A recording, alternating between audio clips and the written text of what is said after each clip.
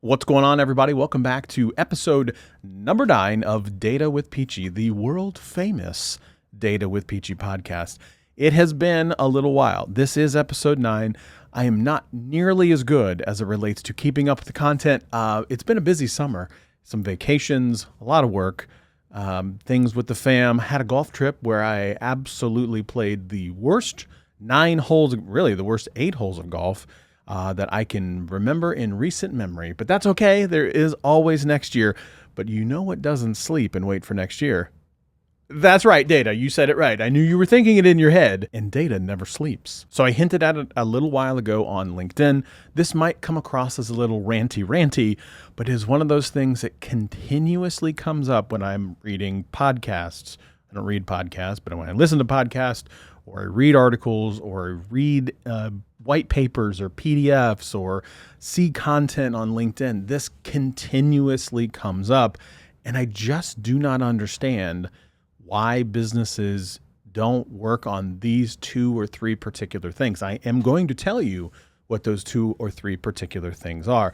I have notes on both sides of my page, of course, so if I'm looking away, that is exactly why. However, if you're listening to this on your favorite podcasting application, maybe Apple Podcast or something else, you obviously don't see my eyes. If you're checking this out on YouTube, I'm not looking at you. Well, I am now. I've made that awkward.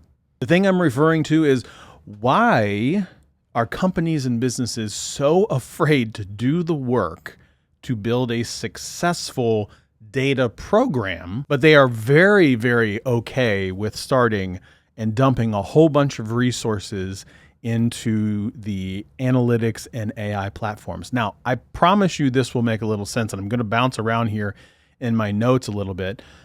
I was reading one of the articles from futurecio.tech, and I'm going to read one of the quotes directly out of here. It talked about 75% of enterprises push through with AI deployments, despite 72% reporting significant data quality issues. What? 75% of the enterprises push through with AI deployments, despite 72% of the same companies that were surveyed, by the way, reporting significant data quality issues. Another statistic. Now, this is British businesses, but I'm going to tell you that the U.S. businesses are basically the same. More than 8 in 10 British businesses agreed that data governance should no longer be an afterthought and that it could give them a strategic advantage. A further 86% said that data governance will become more important over the next 5 years. That's, as a data governance professional, that is wonderful to hear. Now, a little further down in that article, it talked about that study found that the 3 most common barriers to having good data governance at a company is improving the data quality and scalability, ensuring that they keep pace with existing technology and data models, and then the biggest one was embedding data governance into already existing ways of working in processes. I say all of that, and I will link this particular article or the articles I'm referring to in the descriptions below. 15% of the organizations think that their data governance efforts are fully meeting their expectations and delivering the outcomes that they need, while 22% see considerable scope for improvement. Now, I say all of those different statistics because what we're seeing, if I remember, if we go back a little bit further in this episode, we talked about 75% of enterprises are going to push AI deployments, despite 72% of them saying they have data quality issues. And then I just gave you more statistics that said that data governance was going to be super important, but one of the biggest barriers was getting those governance and management processes into existing ways of working and issues, thus creating data quality issues. Now, I feel like I've probably said this in a previous episode. Could be episode 6, 7, 8, or well, now 9 at this point, that talked about, we should probably invest in the quality of the data, because the quality data will be the thing that really brings to life the AI data models and the AI modeling and quite really analytics, machine learning, RPA, you name it. Any type of automation requires good, clean, quality data. But what we just heard with these companies are not really investing in fixing the data quality, but they are pretty darn willing to invest in the AI implementations of things even though they know for damn sure that they got data quality problems. And that's probably going to create what? We're going to see failures of AI implementations, and then these companies go, nope, can't do it. AI, not going to do it. Doesn't work for us. We couldn't pull it off. Couldn't figure it out. No, it comes down to the common thing I've been saying in almost every single episode of Data with Peachey. You have got to invest in your governance and management. It is not sexy work.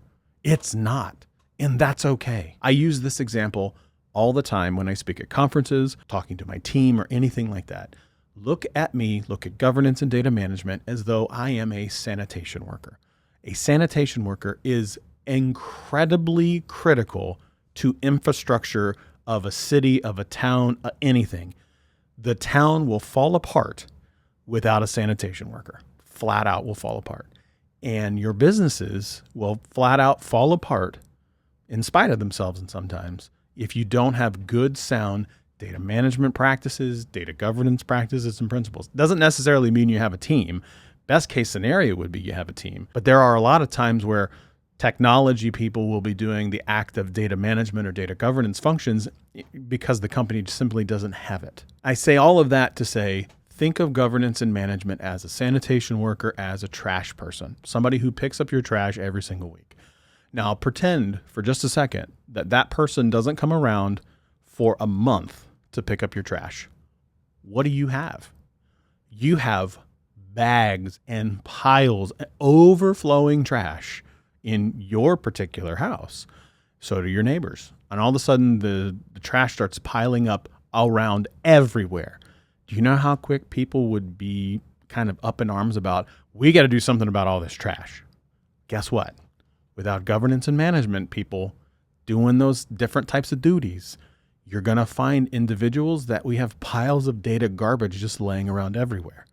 You're not going to get the roads and the infrastructure. You can't get the highways because I got big piles of trash in the middle of my roads to go faster. AI deployments, AI enablement.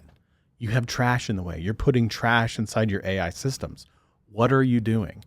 Data readiness with sound governance and management practices and principles are the bedrock of a successful AI implementation.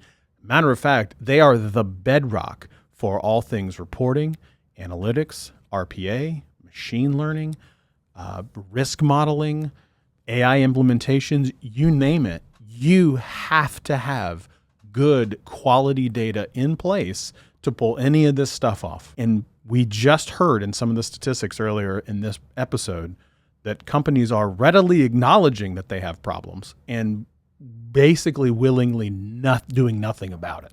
So this is where I talked about the ranting is I don't know how else to tell some of these companies you are doing it backwards.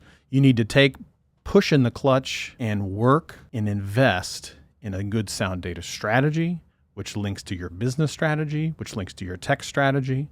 All of those give something for the governance and management teams to anchor back to that way they can start to build the data by which you need for you to do things like AI. Like you want to do AI, but what capabilities and services do you need to bring that to bear, to bring that to life? That's what I don't understand. Companies feel like it's the bright, shiny object, which I get it. I have so many peers in the industry that they are trying to pull their hair out because they're fighting with the same thing. So I get it. I understand. I am equally frustrated, and this is why the rant came out. But it is not a rant without potential either reasons why there is a governance or management failure, and then ultimately, how do we get better? So of course I'm going to rant, but I'm going to give you my opinion on how I think it came to be and also how we can get better.